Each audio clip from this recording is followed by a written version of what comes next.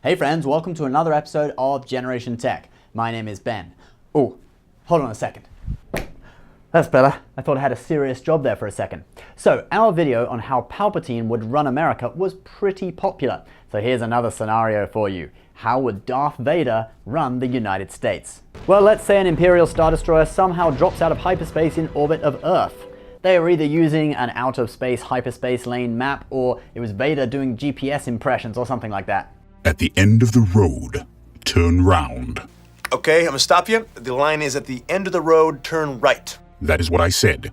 Anyway, they end up at Earth and Darth Vader likes what he sees. An industrial civilization made up of 90% humans and 10% alien species, mostly disguised as humans. He orders the Star Destroyer to hover over the most technologically advanced area of the planet, the United States.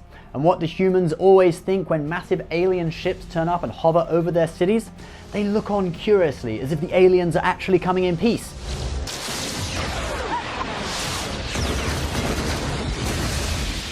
But they never are.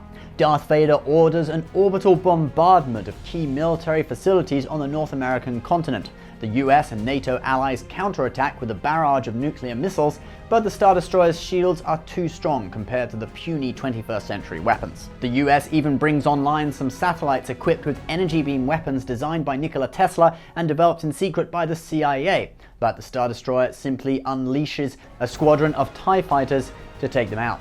The US military realizes it is overpowered and is forced to surrender. Darth Vader lands his personal shuttle on the White House lawn and relieves the current president of his duties. He appoints himself Emperor of the United States, and like Palpatine did in the Empire, he dissolves the Senate. It takes him a while to figure out that there's a House of Representatives too, but once he finds out, he dissolves that as well. Vader absorbs the remaining US military and NATO militaries into his new empire. He has US prisons manufacture stormtrooper uniforms and has all the US's most advanced weapons systems analyzed for anything that may be useful.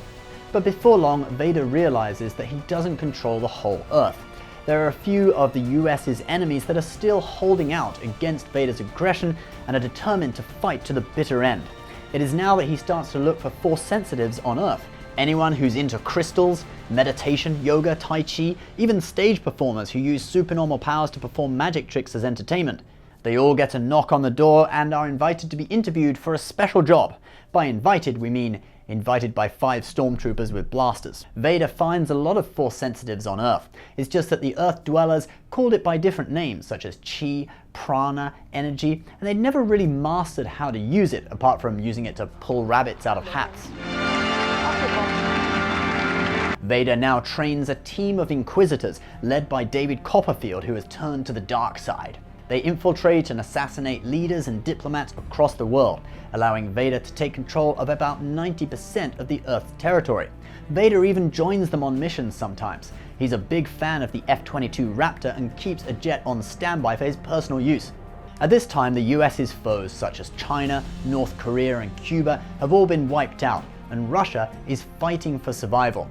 But Russia still has its stockpile of nuclear missiles, the biggest in the world, with about 2,000 warheads fitted to various types of missiles and ready to go. With 2/3 of Russian territory already taken over by Vader's forces, they decide to launch a last-ditch effort to save their country. They know the real power comes from the Imperial Star Destroyer, which is currently hovering over the desert near Area 51. So they launch about 1,000 missiles, which fly across the Western Hemisphere. Even some of the Western powers that have 1 or 2 nuclear submarines left launched their last missiles in a last-ditch effort to save humanity.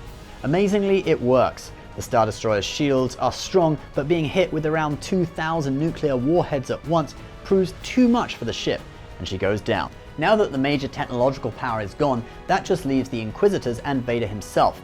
So a ragtag group of spiritual leaders, magicians and mystics from Earth, including the Dalai Lama, Uri Geller and Mystic Meg, realize they need to harness the light side of the Force and defeat Vader if they are to save humanity. So they watch the original trilogy in a 6-hour movie marathon at Uri Geller's house, enlightened to the teachings of Obi-Wan Kenobi, fly to the US to take on Vader on the White House lawn, and get completely slaughtered. Come on guys, you don't think those people are going to be able to take on a fully trained Sith Lord? Hell no! They don't even get past David Copperfield.